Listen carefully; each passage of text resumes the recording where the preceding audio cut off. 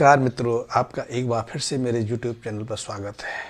दीपावली आने वाली है, दीपावली लक्ष्मी लेके आने वाली है, क्योंकि ये लक्ष्मी की पूजा का ही पर्व है। और लाल किताब में भी लक्ष्मी पूजा का बहुत विशेष महत्व बताया गया है। और लाल किताब में लक्ष्मी को दो वर्ग में विभाजित किया गया है। एक वर्ग है जो शुद्ध लक्ष्मी है, पवित्र लक्ष्मी है, वो हमें अय्याशी की तरफ, हमें ऐश की तरफ, हमें दुराचार की तरफ प्रेरित नहीं करती। और दूसरी लक्ष्मी है जो हमारी पीढ़ियों को ताड़ देती है, पीढ़ियों को समृद्धि से भर देती है, सुख शांति से भर देती है। जो पहली वाली लक्ष्मी है वो शुक्र की प्रतीक है। शुक्र जब प्रबल होते हैं तो आपके अंदर अय्याशी का भाव आता है। आप कई तरह के कार्य करने लगते हैं, धन आता है, स्त्रियों की तरफ भागते हैं, शराब पीने का प्रचलन बढ़ता है, होटल जाते हैं, नाइट क्लब में शामिल होते हैं, दूसरी स्त्रियों के साथ संपर्क स्थापित करते हैं, आप जुआ खेलने लगते हैं। और दूसरी लक्ष्मी जो है बृहस्पति से संबंधित लक्ष्मी है, वो लक्ष्मी शुद्ध विवेक से आती है। और यदि शुद्ध विवेक से जो लक्ष्मी आए वो हमारा पतन नहीं करती, वो हमें मार्ग से भटकाती नहीं, हमारी संतानों में भी सद्गुणों को प्रवेश कराती है।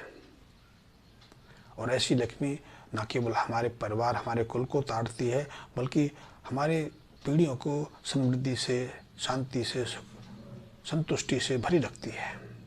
तो ऐसे में कि दीपावली आने वाली है, बहुत लोग जुआ खेलते हैं, शराब पीते हैं, मांस आदि का सेवन करते हैं। तो ऐसे लोगों को एक बात समझ लेनी चाहिए कि दीपावली शुभ पर्व पर ऐसे कृत्य करने से हो सकता है तुमको कुछ धन लाभ हो जाए, हो सकता है आप दूसरे सुखों का भी आनंद ले लें।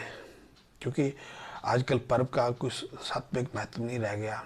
पर्वों पर लोग यही काम करते हैं, शराब पीते हैं, पर स्त्री पुरुषों के संपर्क साधते हैं, गैम्बलिंग करते हैं, नाच गाना, ये सब चलता है। तो इससे आपको हो सकता है थोड़ा बहुत क्षणिक लाभ हो जाए, गैम्बलिंग से, जुए से आप जीत के कार आदि ले लें, लेकिन वो सुख आपका स्थायी नहीं रहता। मैंने बहुत लोग देखे हैं जो धन तो कमा लेते हैं, चाहे किसी भी तरह से कमा लें, गलत मार्ग से कमाया धन भी अशुद्ध लक्ष्मी के रूप में आता है। और वो धन आपको समृद्धि दे सकता है। क्योंकि मेरे पास बहुत लोग ऐसे हैं जिनके पास 4-4 मकान हैं, 20-20 करोड़ के मकान हैं, घर में 2-2 करोड़ की कोठियाँ, कारें खड़ी हैं, बच्चे विदेश में हैं, वो स्वयं विदेश गए हैं, उन्होंने दूसरी तीसरी शादी भी कर ली है, जो उनकी पत्नी है अपने से 20 साल कम भी हैं, लेकिन उनका जीवन 15 से 20 साल के बाद कष्ट में बन जाता है कि उनको पूछने वाला नहीं रहता, उनको पानी देने वाला भी कोई नहीं होता।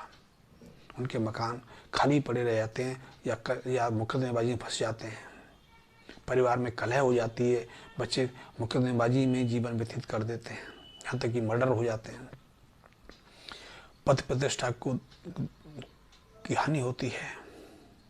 पूरा शहर जो उनको प्रतिष्ठित मानता था, उनके कर्म कांडों को पढ़ पढ़ के उसे विस्मय बोध से भर जाता है।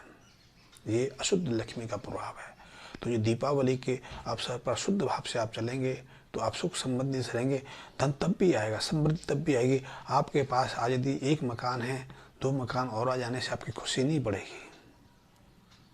जैसे आप कोई मीठा खीर बनाते हैं तो खीर में जितनी चीनी चाहिए उतनी चीनी है तो आपके लिए स्वादिष्ट है। यदि उसमें अति चीनी कर देंगे या चीनी कम रह जाएगी, कम अर्थ है थोड़ा पीला रहेगी कि थोड़ी और होती तो अच्छा था, लेकिन ज़्यादा पड़ जाए तो कहते हैं छोड़ो, खाने लायक उतनी रही। इसलिए धन आपके पास अपार आ जाए तो परेशानी या कष्ट लेके आता है कि सुरक्षा कैसे करेंगे, हम अपने सुख शांति को, संतुष्टि को कैसे बढ़ाएंगे। क्योंकि ज़्यादा धन हमें चिंताएं देता है, हमें पीड़ाएं देता है, कष्ट देता है।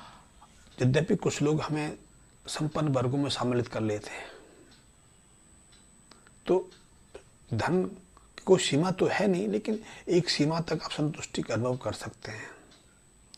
और यदि आप उनमें शामिल होना चाहते हैं तो आपकी इच्छा है, लेकिन आप इन जिंदगी को समृद्धि से जीना चाहते हैं, आनंद से जीना चाहते हैं, बुढ़ापा आपका अच्छे से कटे, आप ये कामना करते हैं, तो आप शुद्ध लक्ष्मी की पूजा करिए। और शुद्ध लक्ष्मी के लिए, क्योंकि दीपावली आने वाली है, तो ऐसे दुराचार से धन कमाने का प्रयास मत करें। और हाँ, यदि आप अभी ऐसी स्थिति में नहीं है, क्योंकि आपने आमदनी से, अपनी आय से आप आर्थिक स्थिति से संतुष्ट हों, तो धन लक्ष्मी को आमंत्रित करने के लिए आप लालकिता संबंधी कुछ उपाय कर सकते हैं। ये उपाय बहुत आपके लिए लाभकारी साबित होंगे। तो सबसे पहले तो आप चांदी की ठोस गाय बनवा के उसकी पूजा कर सकते हैं। हाँ, उसकी पूजा के लिए गंगा जल का प्रयोग करें।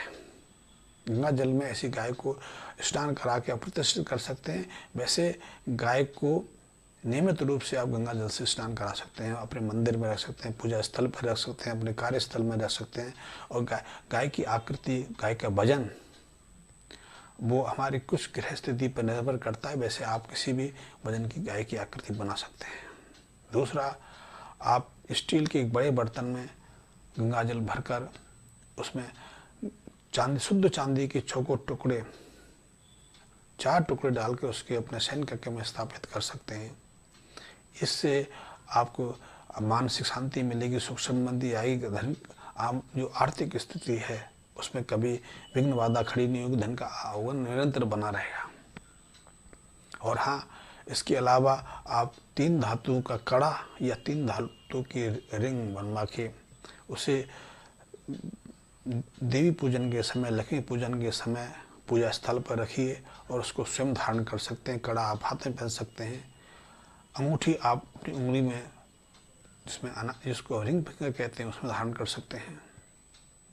इसके अलावा आप अपनी ग्रह योग की स्थिति के अनुसार, कि आपका ग्रह योग क्या कहता है, उसके अनुसार या तो मिट्टी के बर्तन में या चांदी के बर्तन में या कांच के बर्तन में, जैसी ग्रह स्थिति है उसके अनुसार शुद्ध उसमें शहद भरकर उसकी ढक्कन को अच्छे से बंद करके आप अपने या कपड़े रखते हैं या आप अन्य मूल्यवान चीज़ें रखते हैं, उस अलमारी में स्थापित करते हैं और उसको वहाँ यथावत रहने दें। अगली दिवाली में इसको फिर निकालें। आप उसकी शहद को प्रयोग कर सकते हैं, अन्यथा पूजा में प्रयोग करके फिर स्थापित कर सकते हैं। जब तक ये शहद आपके घर में स्थापित रहेगा, आप निश्चित जानिए आपको जीवन में किसी भी आर्थिक स्थिति का सामना नहीं पड़ेगा। आपके व्यापार में कभी कोई गिरावट नहीं आएगी, क्योंकि इससे आप लक्ष्मी को आप अपने अलमारी में सुरक्षित स्थापित कर लेते हैं। चांदी के पात्र में, स्टील के पात्र में जब गंगा जल भर के आप शयन कक्ष में रखते हैं तो पति पत्नी में कभी कलह नहीं होती, तनाव नहीं होता, प्रेम भाव बना रहता है। और दीपावली से पहले घर का शुद्धिकरण कर लें। जाले लगे हैं, जाले हटा दें। यदि कूड़ा करकट है, पुराने चमड़े के जूते चप्पल जो आप प्रयोग नहीं कर रहे हैं, बेल्ट हैं, पर्स हैं या अन्य कई चीज़ें हैं जो आप इस्तेमाल में नहीं ला रहे हैं, तो उन्हें घर से बाहर निकाल दें। घर में जंग लगी लोहे की कोई चीज़ ना रखें, छत पे अनावश्यक कबाड़ ना इकट्ठा करें। यदि लकड़ी में बरसात में गीली होने से लकड़ी खराब हो गई है, उसमें सीलन आ चुकी है, कमज़ोर पड़ गई है, तो उसको घर में ना रखें। दूसरा, एक चीज़ हमेशा ध्यान रखें कि नए मकान में, नए फर्नीचर में, नई किसी चीज़ की निर्मित में पुरानी लकड़ी का प्रयोग ना करें, अन्यथा आपका राहु खराब हो जाएगा। और इस चीज़ का भी ध्यान आप दीपावली पर रखें, क्योंकि दीपावली पर लोग बहुत सारी नई चीज़ें खरीदते हैं, नई चीज़ें बनवाते हैं। तो दीपावली पर ऐसी पुरानी चीज़ों का आप इस्तेमाल ना करें, अन्यथा आप परेशानी में फंसेंगे। तीसरा, कि दीपावली पर आप अपने जो बुजुर्ग हैं, आपके जो कुल देवी हैं, आपके मित्र हैं, आपके पारिवारिक अन्य सदस्य हैं, उनकी उपेक्षा ना करें, उनका अनादर ना करें। उनको आप उनका आदर सम्मान करते हुए आप अपने से जो दे सकते हैं, जो सामर्थ्य आपकी है, वो देकर उनका आशीर्वाद लें। ये बहुत प्रमुख है। यदि आप उनकी उपेक्षा करेंगे, उनका अनादर करेंगे, तो निश्चित रूप से आप अपने बृहस्पति को, शुद्ध लक्ष्मी को उठा देंगे। आपके व्यापार में, आपकी नौकरी में, आपके धन की जो आय की स्थिति है, उससे इसमें बहुत प्रभाव पड़ेगा। तो आप ऐसा मत करें, क्योंकि ऐसा करेंगे तो उसका दुष्परिणाम आपको बहुत तेजी से झेलना पड़ेगा। मैं उस चीज़ की नहीं कहता कि आप लक्ष्मी पर ये यंत्र धारण करो, ये यंत्र लेके आओ, यंत्र की स्थापना करो। ऐसे गणपति लेके आओ इनकी सूंड बाईं तरफ हो या दक्षिणी तरफ हो। ये कोई अनावश्यक चीज़ें हैं, इनका कोई महत्व नहीं है। ये चालाकों की चालाकियाँ हैं। यदि गणेश में आपका भरोसा है तो सूंड थोड़ी देखेंगे आप। और गणेश कोई आकार थोड़ी है, वो तो निराकार हैं। गणेश तो भगवान शिव के पुत्र थे। भगवान शिव कब हुए आज तक कोई अंदाज नहीं। और यदि हुए तो आज भी क्या उसी रूप में होंगे? कुछ विवेक समझ। क्योंकि मैंने देखा है जितने तीर्थों में जो वहाँ के जो प्रतिष्ठित लोग हैं, क्योंकि वो धन आगमन के लिए किसी भी स्रोत से धन अर्जित करते हैं, ना शुद्ध लक्ष्मी देखते हैं ना शुभ लक्ष्मी देखते हैं। इसीलिए उनके परिवारों में कितने कष्ट हैं। बच्चे उनकी मानते नहीं। बच्चे आजकल शराब पीने लगे हैं, दुराचार करने लगे हैं। कभी आप ऐसे जो तीर्थों पर जो वहाँ के मठाधीश बैठे हैं उनके वैवाहिक कार्य में, मांगलिक कार्य में शामिल होकर देखो, आपको पता लग जाएगा कि उनके मांगलिक कार्य में, विवाह आदि में कितनी शराब वितरित होती है। और उनमें से बहुत लोग ऐसे हैं जो अंडा का, मांस का सेवन करते हैं।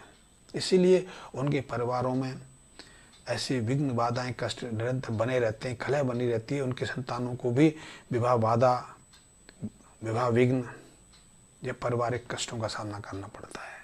और इनमें से बहुत लोगों को आगे चलकर जीवन में कई तरह की विषमताओं का सामना करना पड़ता है। तो हम ऐसी स्थिति की तरफ क्यों जाएं?